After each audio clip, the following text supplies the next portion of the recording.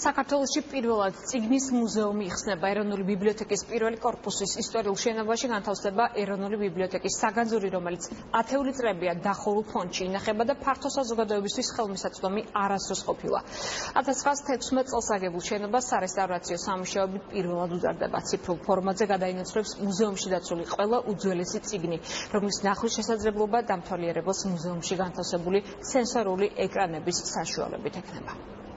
დავეჭდილი 1629 წელს რომში იტალიელი მისიონერებისათვის, რომლებიც საქართველოში უნდა ჩამოსულიყვნენ. ლექსიკონი ქართული და იტალიური შედგენილი სტეფანო პაოლინის მიერ წმინდა ბასილი ბერის დახმარებით. ეს 1629 წელს ქალაქ რომში გამოცემული პირველი ქართულენოვანი ნაბეჭდი წიგნია. იშვიათი ეგზემპლარი, რომლითაც ქართული ნაბეჭდი წიგნის ისტორიის ათვლა იწყება, მალე ფართო საზოგადოებისათვის ხელმისაწვდომი გახდება.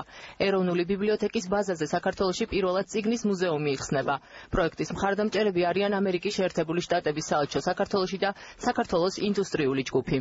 გაცილებით დიდი შესაძლებლობა გვაქვს, რომ ის წიგნებიც კი, რომელიც აქამდე არც ერთხელ არ უნახავს და არ დაუთვალიერებია მაყურებელს, ის წიგნებიც კი გამოვიტანოთ, დავდოთ, ვაჩვენოთ და უფრო ფართოდ გავაშუქოთ ის, რას აუნჯეს ფლობს ქართული ეროვნული ბიბლიოთეკა. არჩილ მეფის მიერ გამოცემული დავითნი ვახტანგ მეექვსის სტამბაში დაბეჭდილი პირველი ვეფხისტყაოსანი, პირველი მინიატურული წიგნი 1709 წელს გამოცემული სახარება. აქ წარმოდგენილ თითოეულ წიგნს განსაკუთრებული ისტორია აქვს. მუზეუმის იდეაც აქედან დაიბადა. იშვიათ გამოცემათა ფონდში დაცული წიგნები ამიერიდან ერთ საგამოფენო სივრცეში განთავსდება. უამრავი რამ არის აქ მდიდარი, რომელიც მოიზიდავს არა მარტო ახალგაზრდობას, არამედ ტურისტებს. ეს ნიშნავს, რომ საქართველოს დღეს აღმოჩნდა მზად ასეთი კულტურული ნაბიჯისთვის, იმიტომ ეს არის სამხრეთ კავკასიაში პირველი ასეთი მუზეუმი. წიგნის მუზეუმში წარმოდგენილი იქნება როგორც მუდმივი ექსპოზიციები, ასევე თემატური გამოფენები. ეროვნული ბიბლიოთეკის დირექტორის თქმით, მუზეუმი იქნება როგორც კულტურულ-საგანმანათლებლო ცენტრი, ასევე ახალი ლოკაცია თბილისის ტურისტულ რუკაზე.